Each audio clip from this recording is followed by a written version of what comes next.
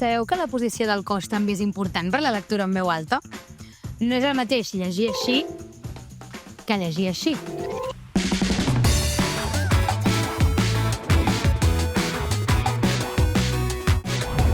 Abans de començar a llegir, reparteix el pes entre les dues cames, relaxa les espatlles, col·loca l'esquena recta com si t'estiressin de dalt amb un fil i destensa la mandíbula. Notaràs la diferència. Les posicions físiques tancades, com aquesta, no ens funcionen per llegir en veu alta. Diguem adéu als braços creuats, les cames creuades, boques premudes, que no som contorsionistes del Cirque du Soleil. Aquestes són les 4 coses que has de tenir en compte amb el teu cos quan llegeixes en veu alta. Els peus han d'estar clavats a terra, com si en sortissin arrels.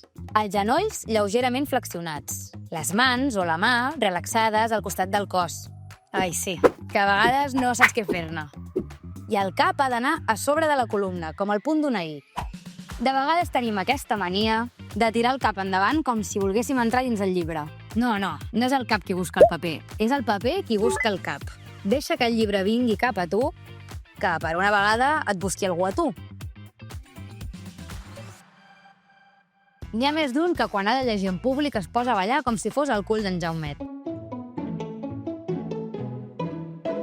Moure's està bé, però si et tremolen les mans, els genolls i la veu com una fulla, ja no és lectura expressiva, sinó un terratrèmol literari. Si necessites moure't, que sigui amb intenció. Un bon gest pot ser un bon suport per la lectura, però els moviments forçats despisten. Et pot ajudar a tenir un bolígraf o un objecte petit a la mà i pensar bé els moviments que faràs amb el text davant. En resum, a favor de gesticular, en contra de fer uns pastorets sobreactuats. I ara que ja sabem com col·locar el nostre cos, toca posar en pràctica el que hem après. Som-hi!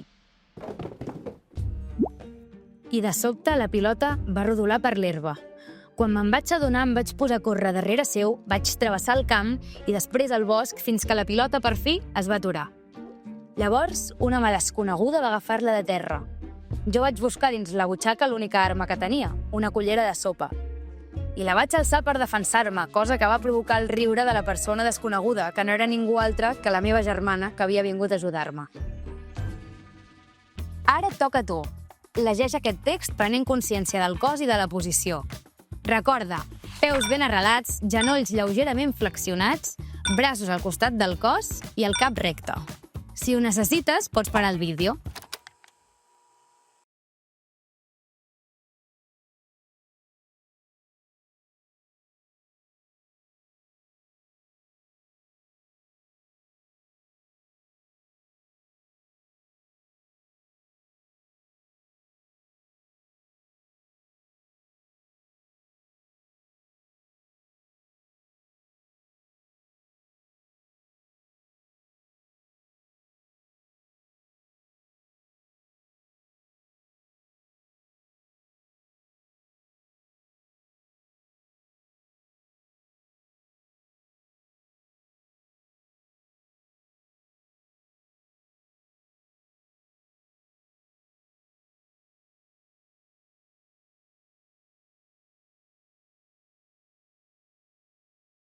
Què? Com ha anat això? Ho veus? Quan el cos s'activa, la lectura també.